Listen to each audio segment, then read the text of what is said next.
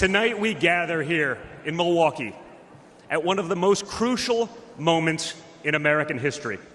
Just days ago, something that once seemed unimaginable became a terrifying reality. My father came under literal fire as an incredible, patriotic rally turned into a tragedy. On a field in Butler, Pennsylvania, a brave firefighter died. Others were injured, and as those bullets rained down, we came millimeters away from one of the darkest moments in our nation's history. But we did lose an American hero that day.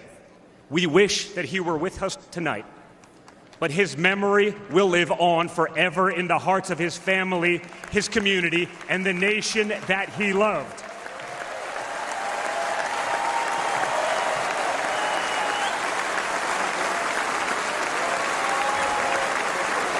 So I would like to take just a moment tonight to express our gratitude for the life and service of American hero Comperatore.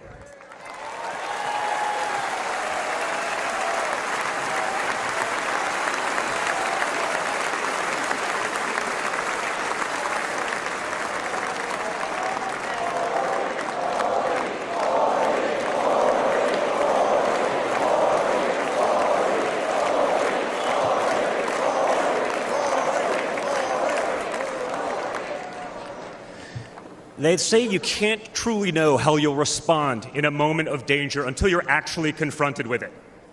So what was my father's instinct as his life was on the line? Not to cower, not to surrender, but to show for all the world to see that the next American president has the heart of a lion.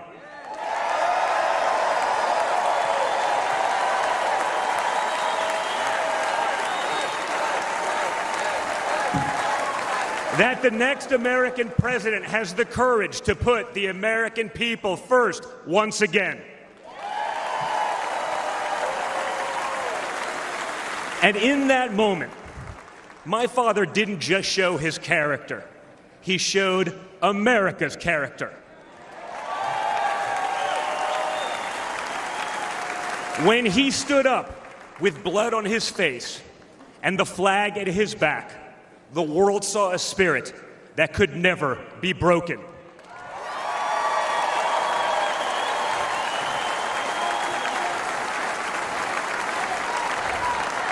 And that is the true spirit of America. America knows what it's like to be down. We know what it's like to be confused and to be afraid. Long before the attempt on my father's life, every American I met was filled with fear and anxiety. They were afraid our country was being torn apart. They were anxious about the massive and chaotic invasion of illegal aliens across our border. They were deeply concerned about partisan lawfare, education indoctrination, and attacks on freedom of speech. Most terrifying of all, they saw that our leaders didn't care, or worse, that they joyfully aided and abetted the erosion of our rights. And the lies. Oh yeah, the lies. We won't ever forget the lies. From left-wing politicians, from their allies in the media, when you hear them in a row, you fully understand the extent they have gone to divide this great nation. They lied about Russia collusion. They lied about Hunter's laptop. They lied about Joe Biden's fitness for office. They lied about the border being secure. They lied about inflation being transitory. They lied about how they would safely withdraw from Afghanistan. They lied about Biden being a, quote, moderate. And they told one nonstop lie after another about my father. But they could only run away from reality for so long. All hell has broken loose in America, and it's impossible to hide anymore.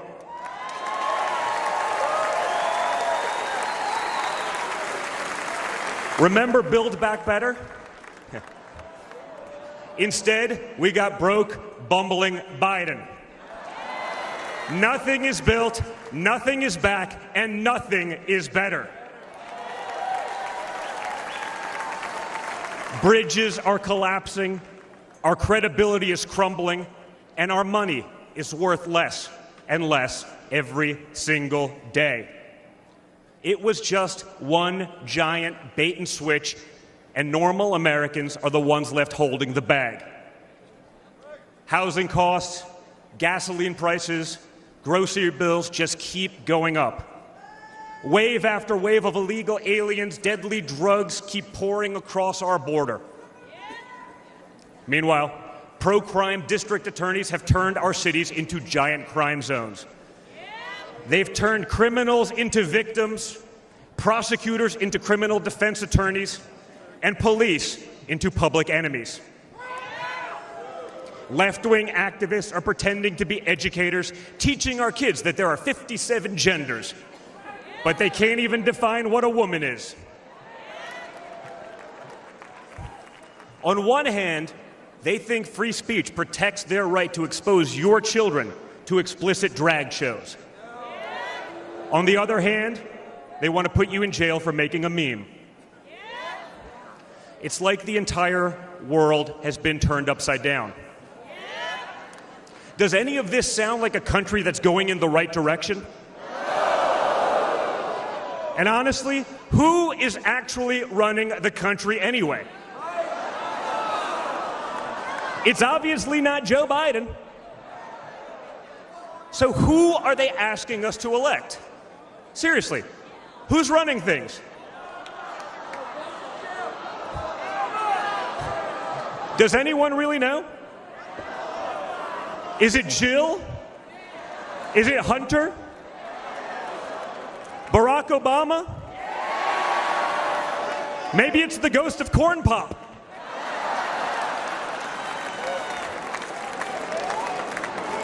Whoever is running the show, the only thing they are effective at is persecuting my father. They twisted, contorted, and corrupted the criminal code to turn bookkeeping errors into felonies. They concocted new legal theories out of thin air.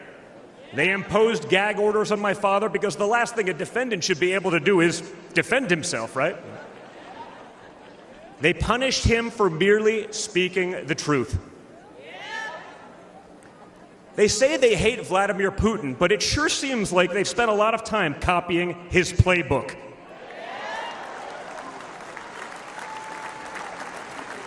In this country, we don't criminalize political differences. We debate them. We vote on them. But we don't make you choose between picking a party or picking a jail cell.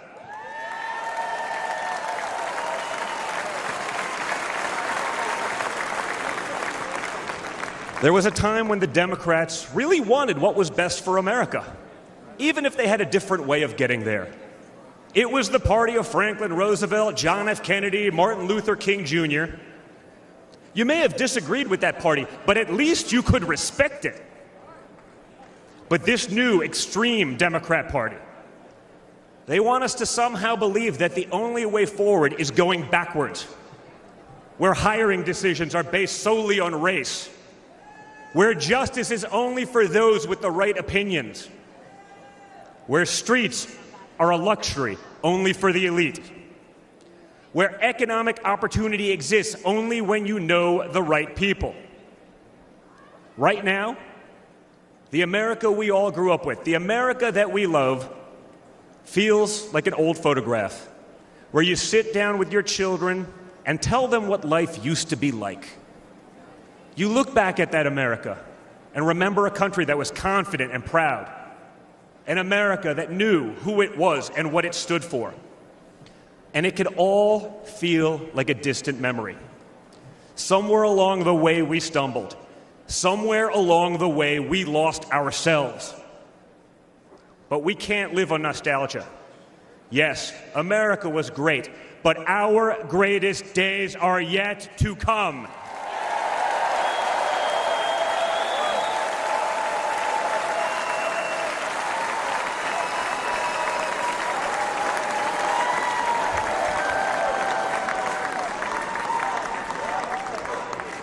Because no matter how far off that old photo may feel, it's not the end of our story. We're like that man who stood on that platform and felt the bullet pierce his flesh just days ago in Pennsylvania. He may have moved to the ground, but he stood back up.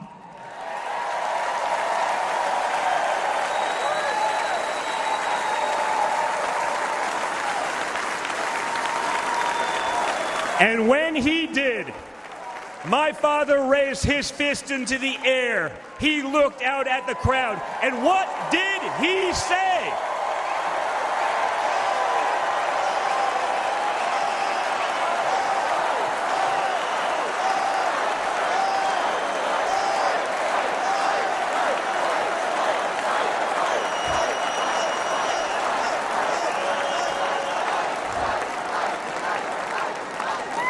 And we will fight. We will fight. We will fight with our voices. We will fight with our ideas. And on November 5th, we will fight with our vote.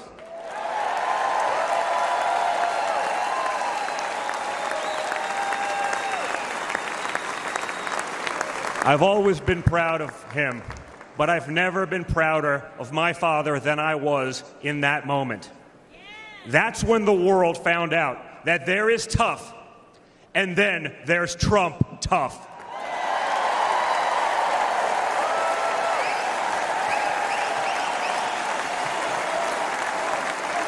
And the good news is, America is Trump tough.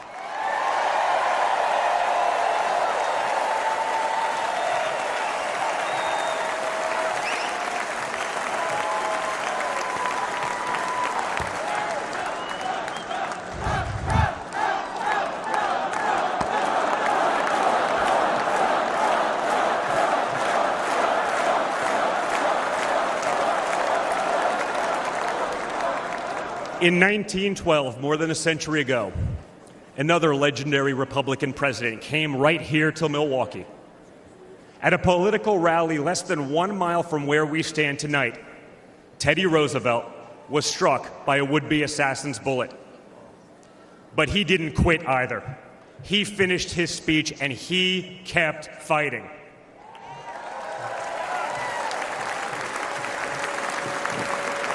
My friends, I don't believe in coincidences, but I do believe in God's plan.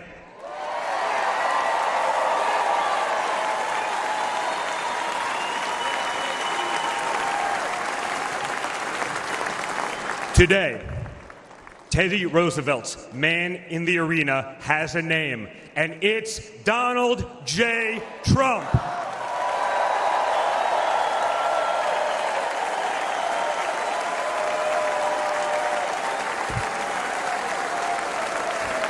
Remember, my father didn't have to run for re-election this year. He doesn't need the money, the fame, the power. Frankly, he doesn't need the witch hunts, the phony investigations, or the political prosecutions either. But he knew he had to run if there was any chance at saving America.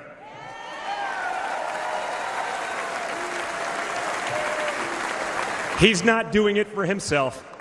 He's doing it for everyone here tonight, for everyone watching at home.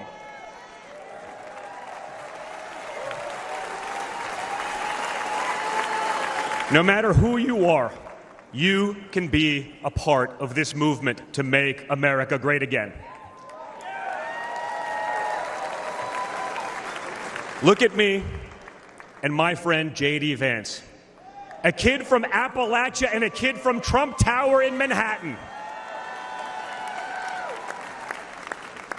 We grew up worlds apart, yet now we're both fighting side by side to save the country we love. And by the way, J.D. Vance is going to make one hell of a vice president.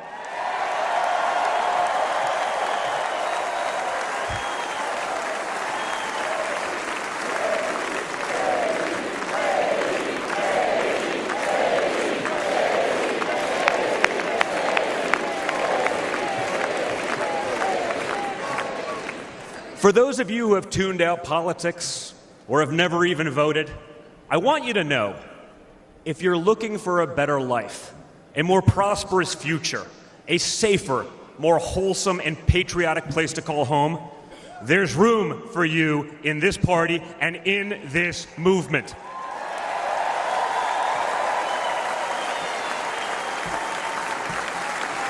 In fact, you're the ones who matter most of all. My father has always said that the people he gets along with best are the people who really work for a living.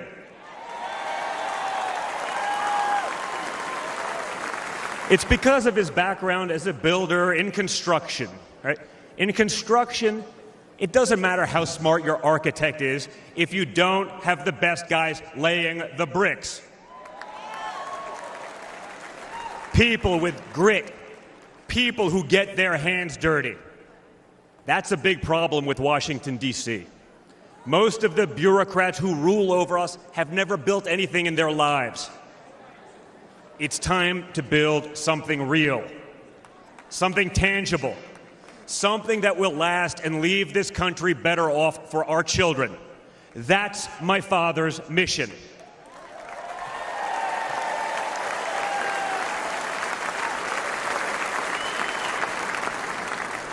This November, we have a choice.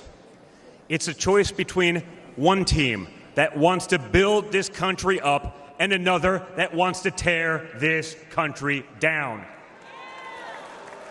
It's a choice between people who are proud of America and people who are ashamed of America. And ultimately, it's a choice between America last and America first.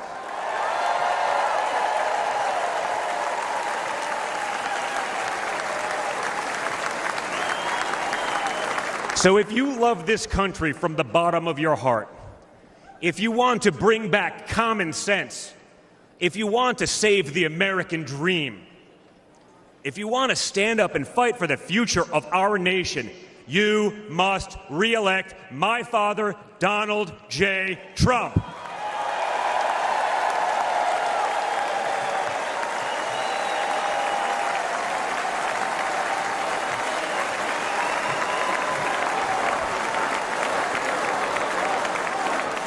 Together, we will make America great once again.